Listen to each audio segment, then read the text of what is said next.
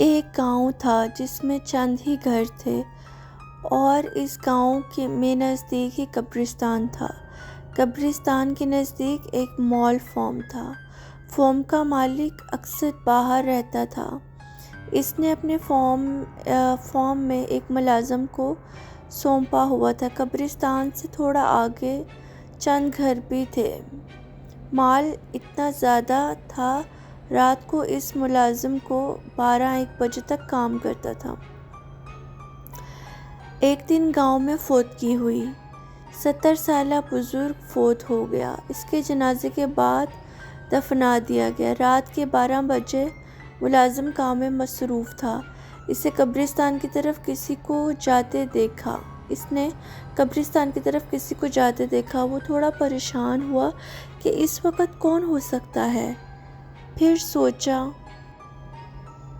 سوچا شاید کوئی باہر گیا ہو، واپسی پر لیٹ ہو گئی ہوگی۔ یہ سوچ کر اپنے کام میں لگ گیا۔ جب صبح ہوئی، گاؤں میں بات چل رہی تھی کہ کل جو بزرگ وفات پا گیا، شام کو اس کی قبر پر کوئی چھیڑخانی کر گیا۔ مٹی ہٹی ہوئی تھی قبر سے۔ پھر سب نے یہ سوچا کہ شاید کوئی جنگلی جانور نے ایسا کیا ہو۔ فارم کے ملازم نے بھی بات سنی۔ اسے شام کو جاتا بندہ یاد آیا، لیکن معمولی بات سمجھ کر کسی کو نہیں بتایا۔ پھر دن گزرتے رہے۔ تقریباً 22 دن بعد پھر ایک 90 سالہ عورت کی وفات ہوئی۔ اس کا جنازہ پڑھا کر دفنا دیا گیا۔ رات کے قریباً 1 بجے کا وقت تھا۔ ملازم نے پھر سے کسی کو قبرستان جاتے دیکھا۔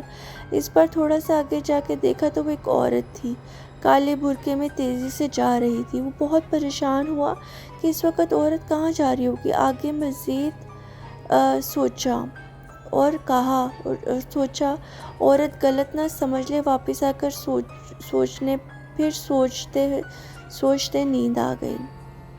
صبح کو جب گھر کی طرف جا رہا تھا ملازم تو اس نے کچھ لوگوں سے باتیں سنی کہ اس قبر سے پھر چھیڑخانی کی گئی ہے، کوئی تو مسئلہ ضرور ہے۔ پورے گاؤں میں خبر پھیل گئی۔ پھر کچھ لوگوں نے کہا کہ قبر کھود کر دیکھا جائے، مردہ دفن ہے یا نہیں، لیکن وہاں کے بزرگوں نے روک دیا کہ ایسا کرنا ٹھیک نہیں ہے۔ آگے سے کچھ ایسا ہوا تو پھر کوئی حل ڈھونڈیں گے۔ ملازم نے سوچا ہو نہ ہو یہ اسی عورت کا کام ہو سکتا ہے جو فوتگی کی رات ہی مجھے قبرستان میں جاتی دکھی ہے۔ اس نے عہد کر لیا اگلی بار اس کا پیچھا کروں گا۔ چند دن بعد پھر سے فوتگی ہوئی۔ ایک نوجوان انسان کو ہارٹ اٹیک سے وفات پا گیا۔ وہی عورت اسے نظر آئی، آج بھی کالے برقعے میں تھی اور قبرستان کی طرف جا رہی تھی۔ ملازم نے سوچا آج پتہ ضرور لگاؤں گا کہ عورت قبرستان کیا کرنے جاتی ہے۔ ملازم اٹھا اور اس کے پیچھے چپ کر چلنے لگا۔ وہ عورت آگے آگے جا رہی تھی اور قبرستان کے قریب پہنچ کے رک گئی۔ ملازم ایک جھاڑی کے پاس چھپ گیا کہ کہیں وہ دیکھ نہ لے۔ عورت نے ادھر ادھر دیکھا اور پھر چلنے لگی۔ ملازم تھوڑی دیر چھپتا رہا۔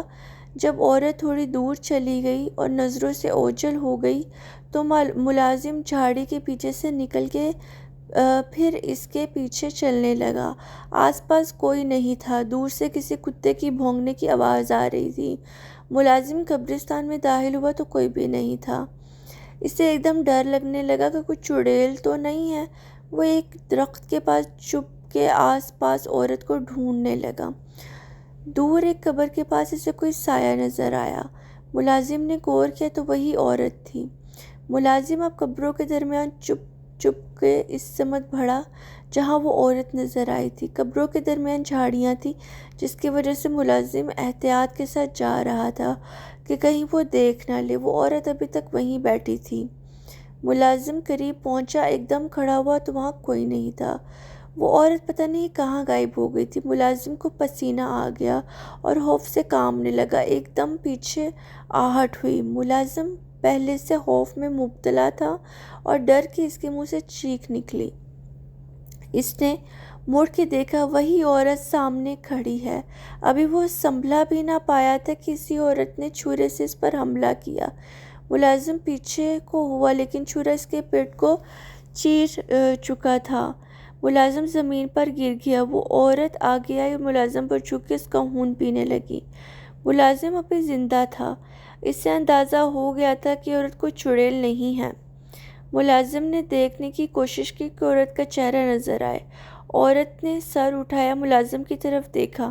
ملازم نے ڈر کی آنکھیں بند کر لی کہ عورت سمجھے یہ مر چکا ہے، لیکن عورت نے چھری اٹھائی اور ملازم کو دوبارہ مارنی چاہی تو ملازم نے اس کا چھری والا ہاتھ پکڑ لیا۔ اسی میں چھری عورت کے ہاتھ زمین پر گر گئی۔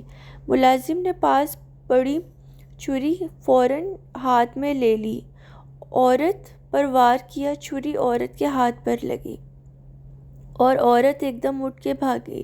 ملازم نے اسے پکڑنے کی کوشش کی لیکن زیادہ خون بہنے کی وجہ سے ہمت جاتی رہی اور وہ بے ہوش ہو گیا۔ صبح گاؤں والے قبرستان کی طرف آئے کہ کہیں پھر کسی نے قبر کے ساتھ چھیڑخانی تو نہیں کی۔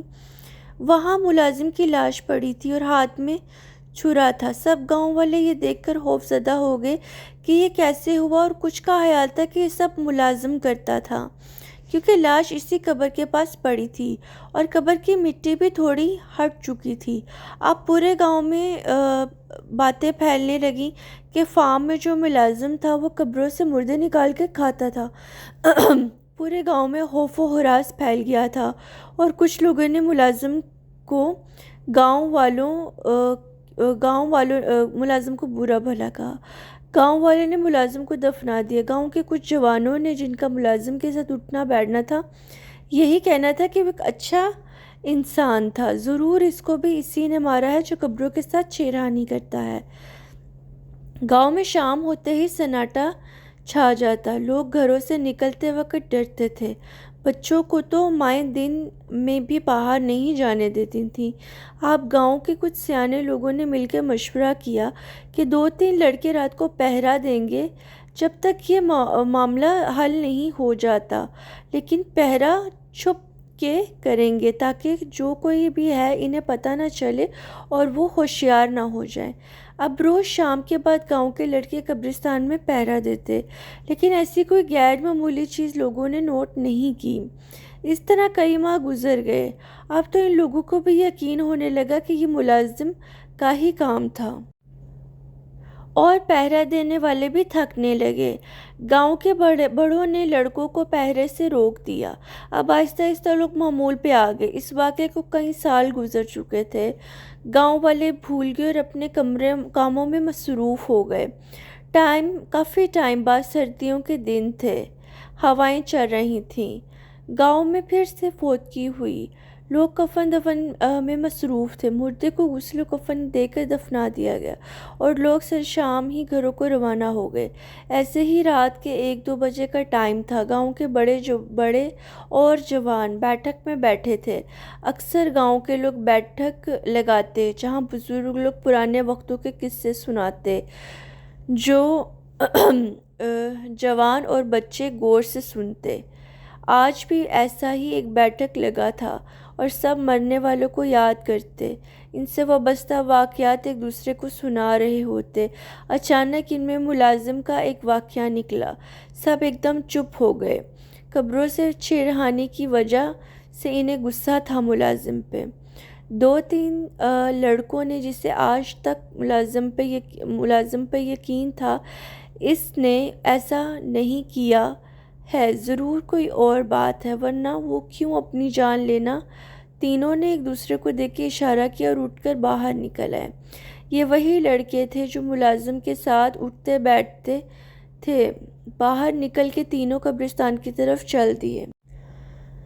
دوست کی یاد آئی تو فاتحہ پڑھ آئی ان کی قبر پر۔ فاتحہ پڑھ کے تینوں واپس مڑے تو ان کی نظر جو نئی قبر بنی تھی اس کی طرف رکی۔ وہاں جیسے کوئی قبر کے ساتھ بیٹھا ہوا۔ ایک دم تینوں کو وہ چھیڑ چھاڑ والی بات یاد آئی اور ایک دوسرے کو دیکھ کر تینوں نے فیصلہ کیا جو کوئی بھی ہوا آج نہیں جانے دیں گے۔ ہاتھوں میں پتھر اٹھا کے آہستہ سے قبر کی طرف وہ تینوں بڑھے۔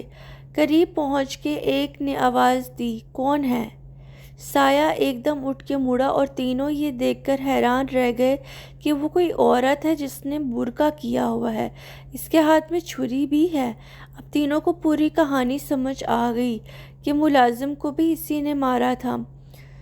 چھری سے عورت یہ دیکھ کر کہ 3 لوگ ہیں گھبرا گئے، ایک طرف سے نکلنے کی کوشش کی اور ساتھ میں ایک لڑکے پر حملہ بھی کیا کوشش کی، لیکن تینوں لڑکوں نے ایک ساتھ پتھر لگتے ہی عورت چیختی ہوئی ایک جام کو بھاگی۔ چھرا ان کے ہاتھ سے چھوٹ کے زمین پر گر گیا۔ ایک نے وہ چھرا اٹھایا، تینوں اس کے پیچھے بھاگے۔ عورت گھبراہٹ میں گاؤں کی طرف بھاگی۔ گاؤں میں بھاگ دوڑ سے بیٹھک میں لوگ باہر آئے کہ کیا ہوا، کون چیخیں مار رہا ہے؟ کیا دیکھتے ہیں کہ ایک عورت بھاگی آ رہی ہے اور 3 لوگ اس کے پیچھے ہیں۔ قریب پہنچ کے جس کے ہاتھ میں چھری تھی عورت پر چھریوں کے وار کر دیے اور عورت وہیں گر کے تڑپنے لگی، مرنے لگی۔ کچھ لوگوں نے تینوں لڑکوں کو پکڑ لیا کہ کون ہے اور عورت کو کیوں مارا۔ تینوں لڑکوں نے پوری بات بتائی کہ ہم نے اس عورت کو قبر سے مٹی ہٹاتے دیکھا، یہ بھاگی اور آخر میں پکڑ کے مار دیا۔ تھوڑی دیر میں پورے گاؤں میں خبر پھیل گئی کہ گاؤں کے بچے بوڑھے حتیٰ کہ عورتیں لاش کے گرد جمع تھے۔ گاؤں کے لوگ غصے میں تھے کہ یہ ہمارے پیاروں کے جسموں سے گوشت کاٹ کر کھاتی ہے، ہم لوگ اسے قبرستان میں دفنانے نہیں دیں گے۔ پھر سب کے صلاح مشورے سے یہ بات یہاں تک طے پائی کہ اس کی لاش ویرانے میں پھینک دی جائے گی۔ کافی عرصے تک کسی میت کے دفن کے بعد بھی کئی دن تک قبرستان کا چکر ضرور لگاتے۔